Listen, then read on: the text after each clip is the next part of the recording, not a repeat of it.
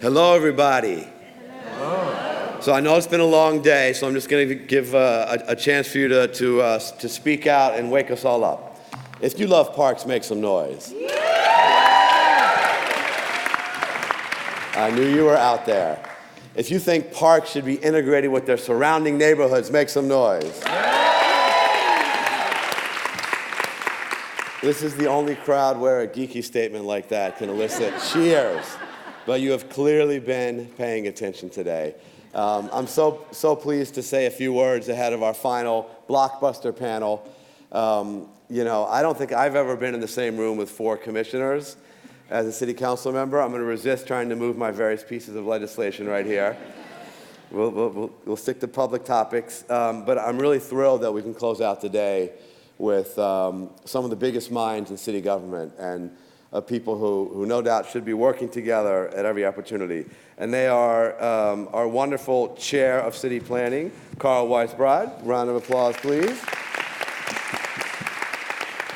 Our Acting Commissioner of the Department of Environmental Protection, Stephen Lawitts. The fabulous Commissioner of our Department of Transportation, Polly Trottenberg. And I think you know who the gentleman sitting next to her is, Mitchell Silver, our Park Commissioner. And we have an amazing moderator for this session, Amy Freitag, who's the Executive Director of the J.M. Kaplan Fund, one of the supporters of this effort today. She gets an applause, absolutely.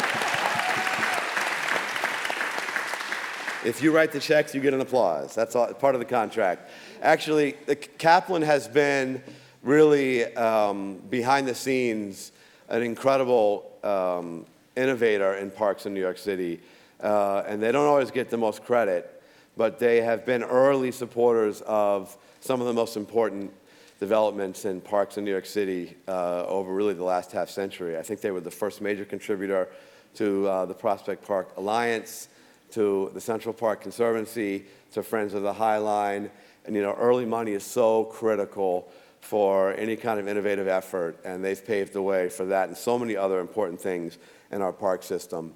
So thank you for that. I just want to say a very quick word or two before we get to our main event. I often find myself pushing back against the notion that parks are a luxury item or an amenity in the urban landscape.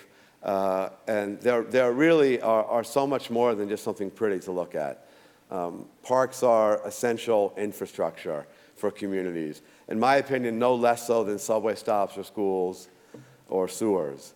They are vital to the health and success of any neighborhood. And so when we look across the landscape of 1,900 parks in this city, a vast system of 29,000 acres, we have to demand that every single neighborhood in the city have an outstanding park. We would never tolerate a low-income neighborhood having insufficient coverage by fire stations. We probably wouldn't tolerate them having an inadequate number of bus stops. And likewise, we shouldn't tolerate low-income neighborhoods and moderate-income parts of the city having anything less than excellent parks. And to do that requires robust investment by the public sector, by our city. And increasingly, it requires collaboration across departments, which I hope will be a theme of this panel today. But really, good parks touch almost every aspect of life in this city. They're critical for public safety. They're critical for public health. Increasingly, they're integrated into our streetscape, a transportation issue, of course. Increasingly, they're integrated with our water infrastructure and driving resiliency. There are probably few departments in the city that aren't or shouldn't be thinking about green space and public space in these innovative ways. And in an era of tight budgets and limited resources, I think that some of these sister agencies beyond the Parks Department offer really exciting opportunities for tapping new resources, which I hope we'll hear about this today. But in an ideal world, anytime we are putting a shovel in the ground for any agency, we'd be thinking about public space and green space and how we can drive good outcomes in that way. And I hope that will be a topic we address today. And at a time when the city is growing, where we are upzoning ultimately 15 neighborhoods, I hope that we're thinking about adding new green space, not just tending to the green space we have, as part of the master plan for a growing and healthy city. So without further ado, I'm going to pass it off to a great moderator. I look forward to listening and learning from this great panel. Thank you very much. Thank you, Councilman Levine, and our great friend and great enthusiast for North Brother Island, one of our favorite places. Hello, Parkies. And it's so cool to, we always reserve that term for those of us that wore the leaf, right? But today, everyone here's a Parkie, and people from all kinds of backgrounds, all kinds of professions, and that's what makes this day so very cool. And just a bravo to Commissioner Silver for this day, bringing us all together to discuss this idea. Thank you.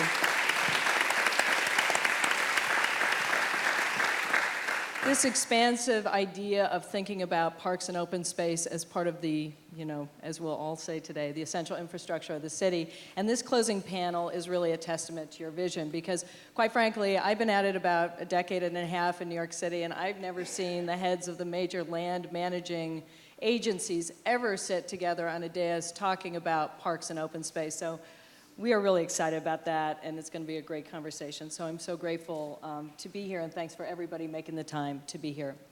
And then I really want to congratulate all the presenters today. It's been a really, really rich conversation, and truly the Kaplan Fund could not be more pleased to be associated with such a great number of thought leaders and park thinkers and open space thinkers, especially here, I will say, at the New School, a school that JM helped found in New York City.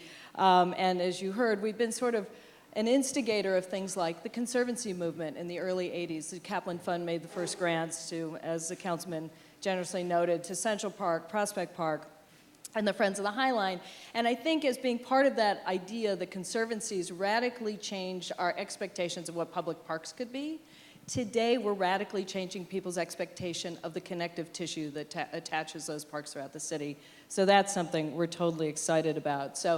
So as we discussed this with the excellent staff, Allegra and everybody who put together this day, we decided these guys probably didn't need lengthy introductions. You pretty much know who they are and what they do.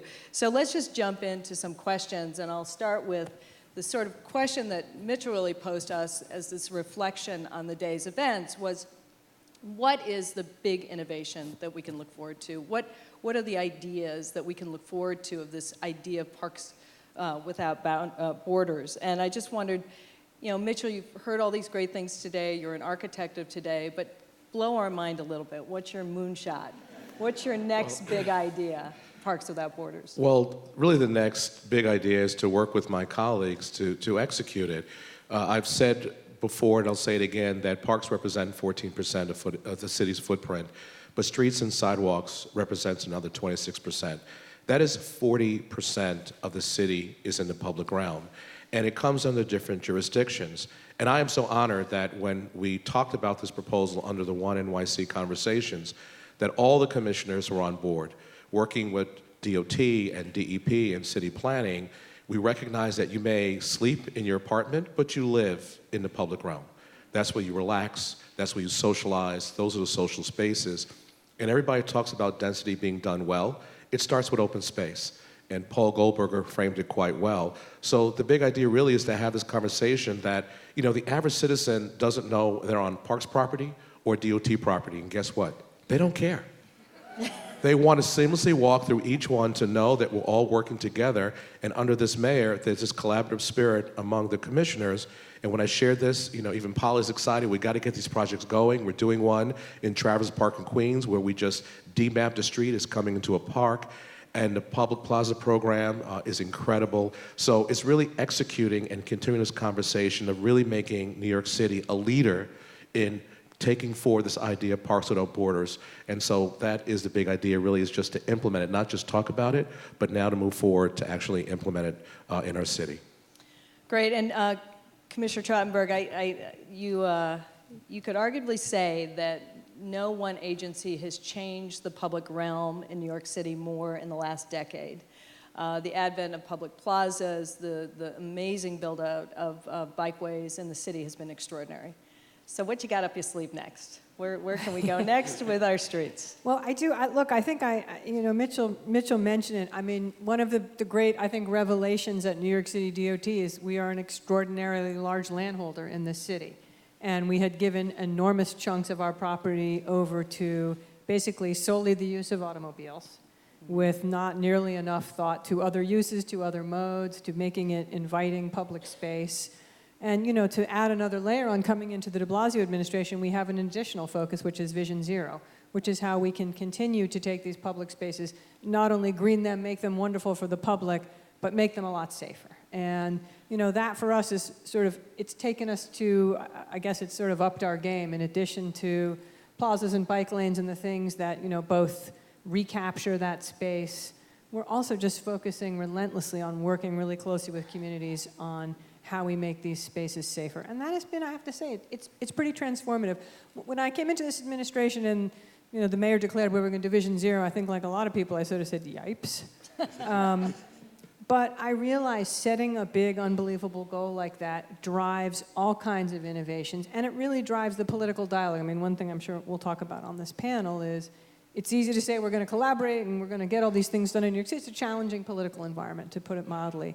But when you set a big goal like that, it's amazing how much you can rally people to reimagine, particularly for us, our roadway system, into something safer, greener, much friendlier. Right. Commissioner Lawitts, we love Angela Licata today talked about 3,000 bioswales and build out of blue belts and green streets. So where does DEP see the next sort of big idea moving forward? So that's everything I was going to say. Okay, all right, we're done. So at least Angela and I are thinking alike, but so there's been a nexus between the water system and the parks for over 150 years, the Central Park Reservoir, the reopening of the High Bridge last year, and even Red Hook Park in Brooklyn was laid out the way it was because it was supposed to be a wastewater treatment plant on that site originally. But with climate change being a big challenge for us, and we need to continue to find ways to absorb stormwater in a way that makes a big public benefit. So the blue belts are the biggest example we have of green infrastructure, and they've been hugely successful in Staten Island. We're starting to expand them into Queens. And the 3,000 bioswales will eventually grow to 9,000 just in areas where we have combined sewers. But we also want to build more as part of our $1.5 billion program to provide flood relief for Southeast Queens, a location that was built strangely without any way to capture stormwater. And we want to build hundreds of more bioswales and other green infrastructure in areas like that to help reduce flooding. Cool. All right, Carl. Where can city planning help us go in terms of thinking about a more livable and green city moving forward?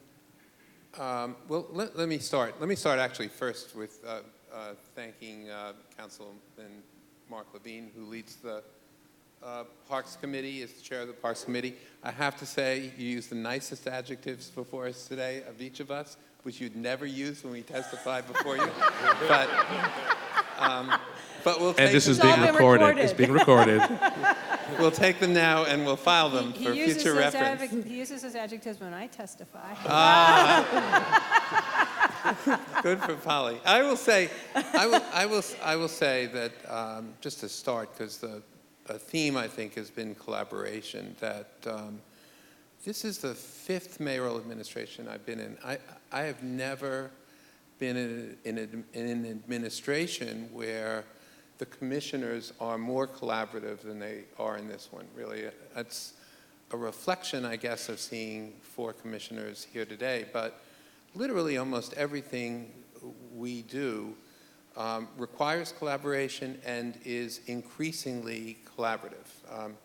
Mitch mentioned One NYC as one example, and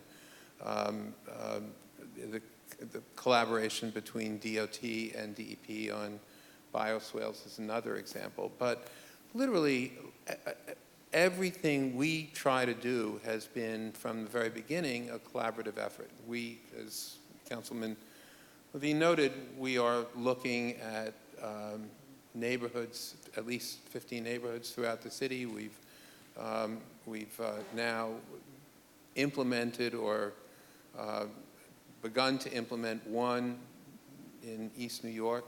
That was an entirely collaborative effort among literally all the agencies here as well as many others, and looking at neighborhoods in a much more comprehensive and holistic way than I think the city has ever done before. And clearly that really begins to focus on open space. And for city planning, the importance of open space is not just good design. It's not simply an amenity to the community. It's not even something that just has to be considered because of increased density. It's really an issue and a infrastructure that establishes a sense of place, a sense of security, a sense of quality for the people who are living there. And that's not just the parks, as Mitch said. It's also the surrounding streets. It's also the feel of how streets and retail interact. It's also the safety of the community and the comfort that people have. So when we looked at East New York, we worked very closely with DOT, for example, on totally redoing Atlantic Avenue. That was partly part of Vision Zero. Partly it separated the north and south side of East New York. But it also created a sense of comfort, security, and will create it as time goes on, and is integrated with the $40 million that we put into various parks projects in East New York. I have two real dreams. One of them is that our planning for parks is more integrated with our planning for neighborhoods on a budget level.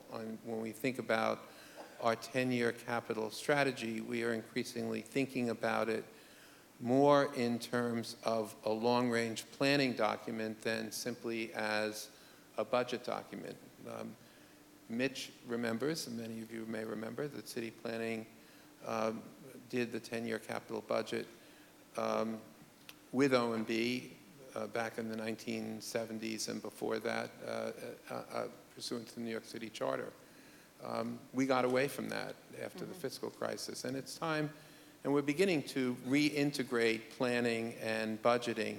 And as our city grows, we have to make the investments both in quantity and, even more importantly in many cases, in quality of our public spaces. And to me, that is perhaps the most important thing we can do from a planning perspective, and then assuring that those various investments are integrated into our larger plans. So we'll just get right into the collaboration question, and it's great to hear that this administration has such a great spirit of collaboration. You all have different mandates, you all have different mission statements, you have to meet the needs of your users. Robert Moses had it, I guess, easier, right? If he wanted to create parkways, he controlled parks and he created roads. He controlled both, and planning at some point. So, but we don't have it like that. And so the real question is, how does the rubber really hit the road on collaboration? And I want to have you think about this question both in the small issue, like we heard today, Mindy Full of Love saying, couldn't I get a guided path that takes me through the parks of northern Manhattan? I've been working on that for 12 years. Why is that so hard? To the really large scale, we're talking about building out significant parks in southeastern Queens, potentially as green infrastructure. So, I got to unfortunately throw this to you, Polly, because your stuff crosses, your 30% of the city crosses over everybody's jurisdiction. So tell us how you think about collaboration and the ways that you've been effective in trying to bring out this more holistic city. I mean, it is, I think in any city, it's an enormous challenge. As you point out, Amy, each of our agencies has different mandates and histories and cultures. And in the case of DEP, they're funded in a different way. They're funded, from ratepayers, so they have a whole separate set of restrictions. But I also think in New York, we particularly make it very complicated to get things done. It's something Mitchell and I, coming back to New York City after some years in other parts of the country, have certainly experienced. One thing we've just started to do, 3 of these agencies and Department of Design and Construction, is just meet regularly just to troubleshoot. And it seems like a small thing, but when as we like to do, get all the commissioners and all the teams in the room and just talk through, well, why can't we work out this thing with the bike path, the park, and the this, or the water, infrastructure under the ground, and what you're doing on your roadway, and why can't we plant trees here, and who will take care of them? It seems mundane, but that's how you get these things done. Right. And, I think for us it's been a terrific, I've loved it. It's an amazing group of colleagues to work with, but it's been very eye-opening. And I think one thing we've uncovered, frankly, is sometimes there have been just stubborn problems that have lingered for years, both 2 different agencies maybe at loggerheads for perfectly reasonable, sort of sets of reasons on each side. But when you step in a bit afresh, you can sort of say, surely we can fix this one because we all actually want to plant the trees in that new pedestrian plaza that we're putting up, and we want to find a way to maintain them and green this neighborhood. And I think we've really been able to do some of that. Look, more to go for sure. Go for Yeah, it. we were choking ourselves like invasive species by all the rules we created for ourselves. And I have an allergic reaction to the word no, and I failed a bureaucracy class in college. So coming on board, we realized it's not no, but how do we figure this out? Because in some cases, our own agencies were the obstacle to progress in getting things done. So it's been absolutely refreshing to work. We have DEP, DOT, DDC, we're all in a room. We all bring our projects of where someone on our staff is stalling it. We work through it, and at our senior level, it happens, you know that. But guess what? It sends a message to staff that no is no longer an option. If a rule does not make sense, let's change it.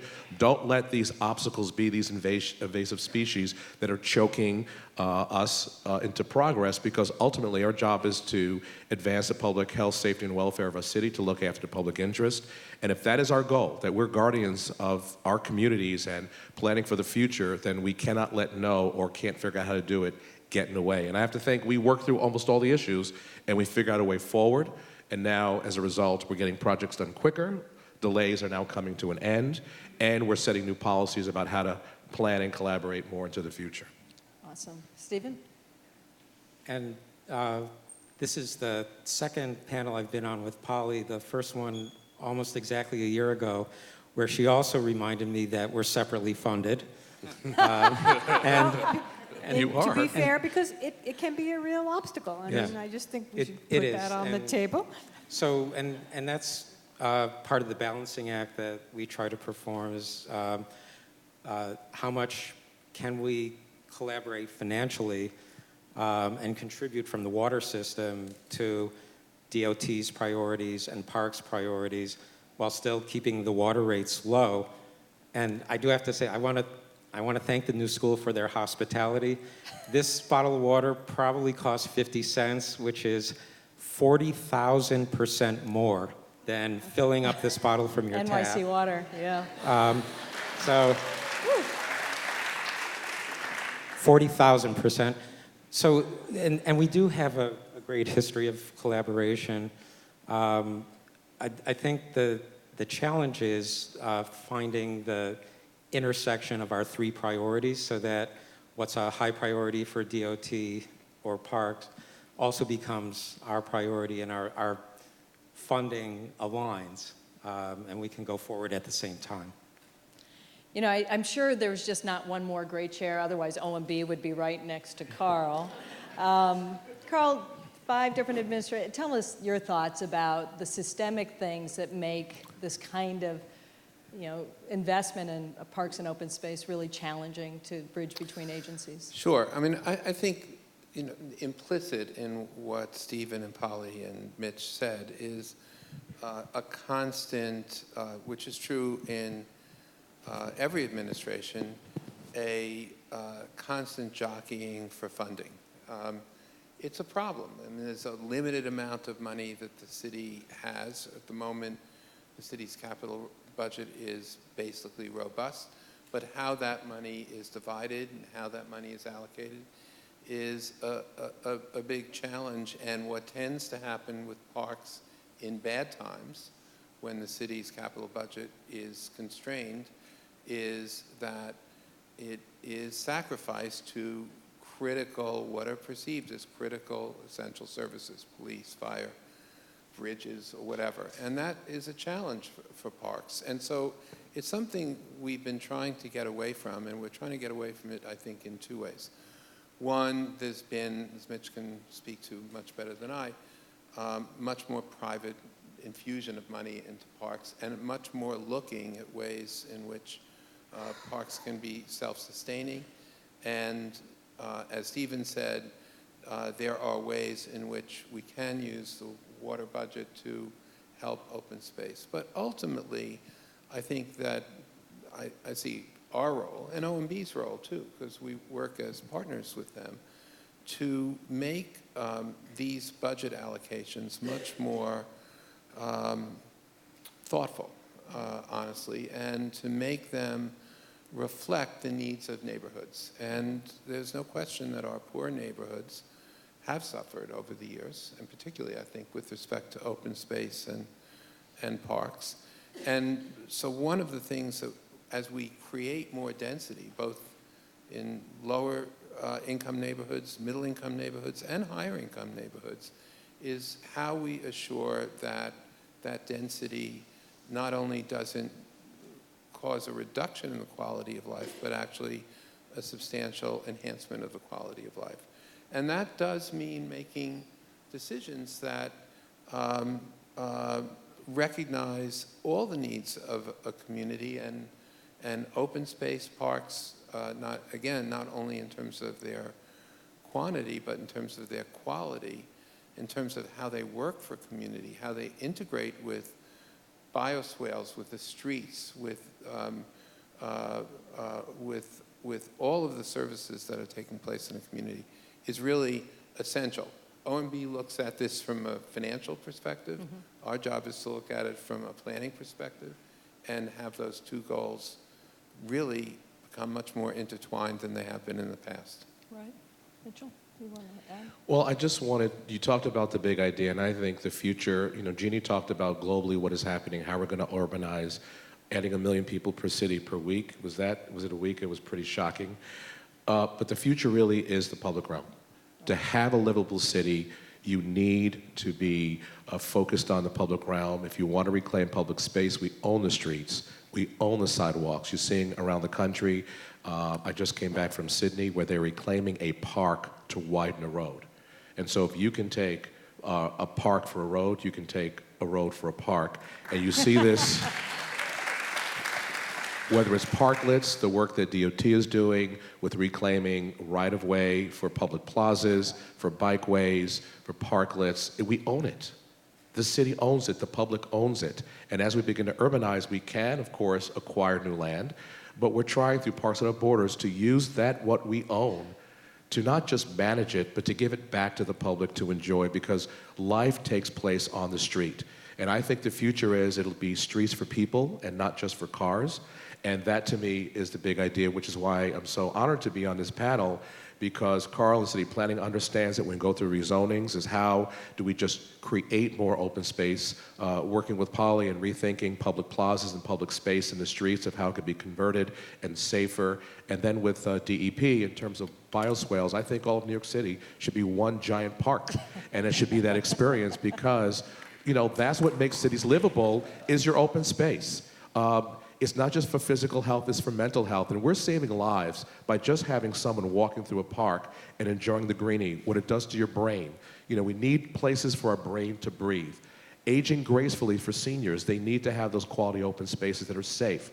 So for me, to really be a outstanding 21st century city, it starts first with the public space, the open space, and the green space, and then, to me, everything else follows. Cool. So I want to push out a little further beyond the borders, and I want to ask you a little bit, because really most of our discussion today has been about public open space, but we know that the bird doesn't care if it's a public or private tree, that it falls on, the drop of rain falls on any piece of New York City. So is there a role for private open space, and are we deploying it in its maximum value to the city? And I'm going to ask Stephen, because I think he has some thoughts on that. So we, have a green infrastructure grant program, which is specifically intended for private property. We've awarded 31 grants so far for a total of almost 14 million. One was to build a blue and green roof atop New School, right here on this block, and we awarded another large one to the Brooklyn Grange building in Brooklyn Navy Yard, where they have an urban farm on the roof. So it not only supports our goals of stormwater capture and providing something that's pleasant to the neighborhood, but in the case of the Brooklyn Grange, it's also delicious. And we have liberalized our application process in the last few months. We used to have a small window for applying for grants each year. We've now opened it up so that it's open all the time, and we want to encourage more private owners, especially in this era of so much development in New York City with such a hot real estate market, that this is the time to take advantage of that private investment and also build something that extends the notion of a park into private property. So, hot real estate market, parts of the city that are going through radical changes, and so unfortunate for those of us who care about parks and open space, we just think every park and open space is great. But sometimes the rendering of the beautiful streetscape, the rendering of the beautiful park, can signal to a community that there might be a changing demographic to their community. They might get forced out. And it's clear to me that sometimes green space, which I think is just the best thing ever, is sometimes a harbinger of a gentrifying force in a neighborhood, or that's the fear. And I just wonder, Carl, what you think about the potential fear and the sort of concern that sometimes these rezonings and other kinds of open space improvements can engender.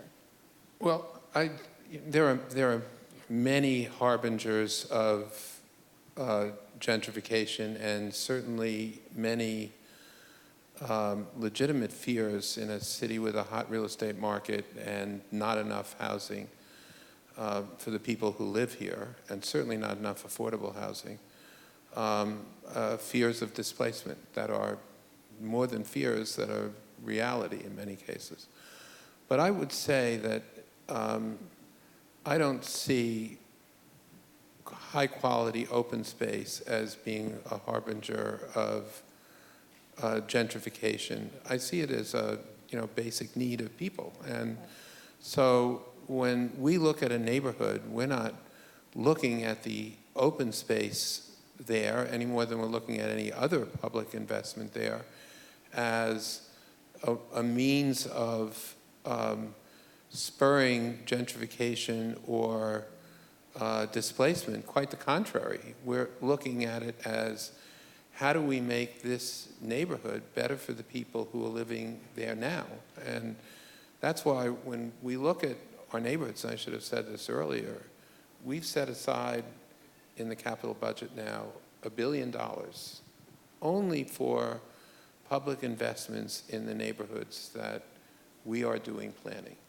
And the reason we have that the reasons we have that $1 billion there are principally two reasons. One, there have been many, many instances over many, many decades and many administrations where promises were made to communities that weren't ultimately kept because ultimately the money wasn't there. So we wanted to have the money up front. But probably even more importantly than that, it enables us to make all the public investments or commit to all the public investments at the same time. So we're making public investments in open space at the same time we're making public investments in a better streetscape. or better bioswales, or better transportation, or better schools. And I think that kind of planning integration is important to all neighborhoods in the city, but particularly to neighborhoods that have not had these investments over many, many decades. Well, I have like 12 more questions. I really wanted to ask Polly about turning the streets into radical storm drains, but I think we're out of time. I know you're upset about that. But with that, I just, in all the talk about budgets and collaboration and all that wonky stuff, I mean, I think, Mitchell, I've heard you say so many times about the sort of basic human experience of these spaces we're talking about creating. And I just wonder if you'd wrap this panel up by just reflecting a little bit on sort of the essential human value of the spaces we're talking about. Well, there's no question that our parks are our outdoor living spaces. This is where people experience life in New York. It's where people create memories, where they fall in love, where kids learn how to grow up, where people connect with nature. It is vital to really the livability of any city. And so it's very important as we look at our parks and public space that we understand how important it is to the DNA of this city. One of the leaders in really creating a park system for really making New York the incredible and magical city that it is. So looking at those experiences, we don't just want to be park planners, or planners want to be experience builders. So that as people, New Yorkers and visitors come to our city, based on your demographics, we want to plan for the experience to make sure that our parks and public spaces truly make this city one of the best cities in the world. Great. Thank you. Thanks to the commissioners.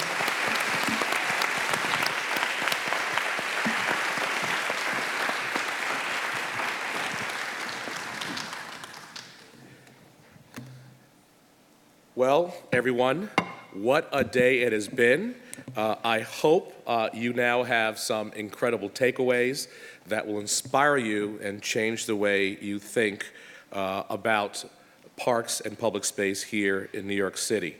As you probably know, I was previously a world traveler. I've been grounded. I still have my Sky Miles. But I always relish the opportunity to go to another city and share ideas with new people. No matter where I went, I always returned excited, energized, looking forward to the next great project. But today I feel that same energy and excitement. And right here in my home city that I love, I hope you had that same feeling as well. I want to thank our speakers and panelists for your creativity, thoughtfulness, and commitment to public spaces. So please thank our panelists and my fellow commissioners.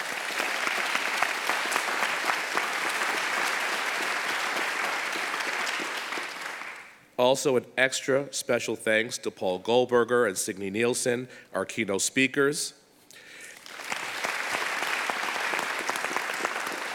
And also to Fred Kent and Mike Lydon, who are our highlight speakers.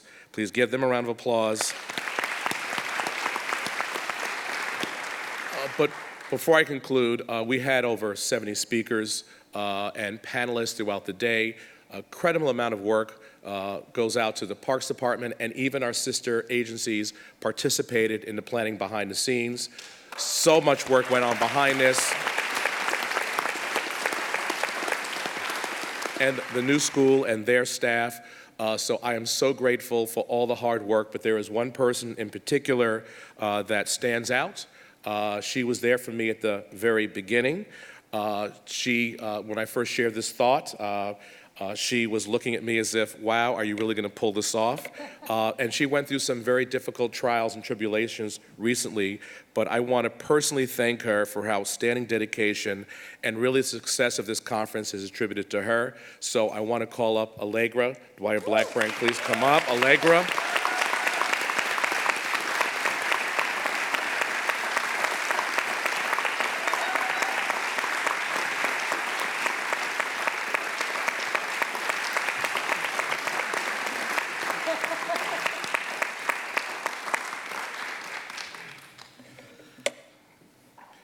You know, when you're a commissioner, staff never says no. She had a look on her face as if sometimes you have lost your mind, but thank you, Allegra, for standing there. So thank you again for making today so productive.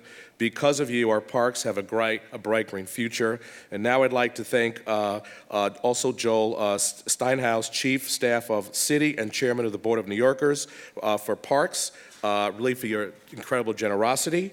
And now, just want to let you know that I'm all going to invite you now to reception. If you still have energy and stamina, we'd all like you to gather with us, rub elbows, and really just reflect on this incredible day. So thank you for all of you, but especially Joel Steinhaus, for your incredible generosity and support. So thank you all.